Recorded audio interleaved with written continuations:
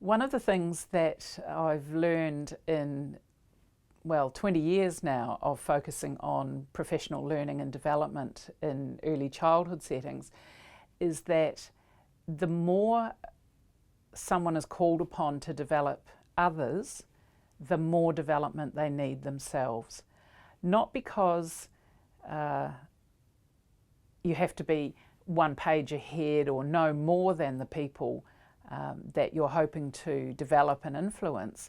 but because developing other people is incredibly demanding.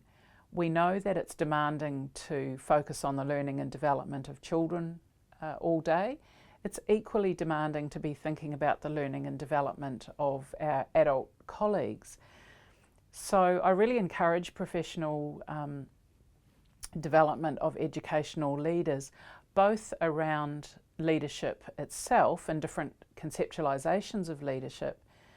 but around trends and developments in the early childhood field, so that you're feeling that you're current in your knowledge of early childhood developments, and that you're able to think critically about the ones that you think will work in your context and that you should perhaps invest more or less time in. The other thing I really strongly encourage educational leaders to think about is how they conceptualise the learning of the team or the service as a whole. It's very easy to be drawn into thinking about the development of individuals, and of course individuals learn and develop and their practices change, but how do we think about and how do we provide evidence of learning amongst the team as a whole?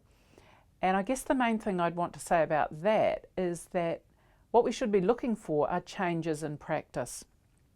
It's good to be able to influence people's attitudes and values and beliefs, but there's only limited evidence that those beliefs and attitudes actually change practices. And so at the end of the day, what educational leaders need to be sensitive to and paying attention to is whether the practices in the service are changing, and changing in a way that you as a group, as a team, would want them to change for the benefit of yourselves, the children and their families.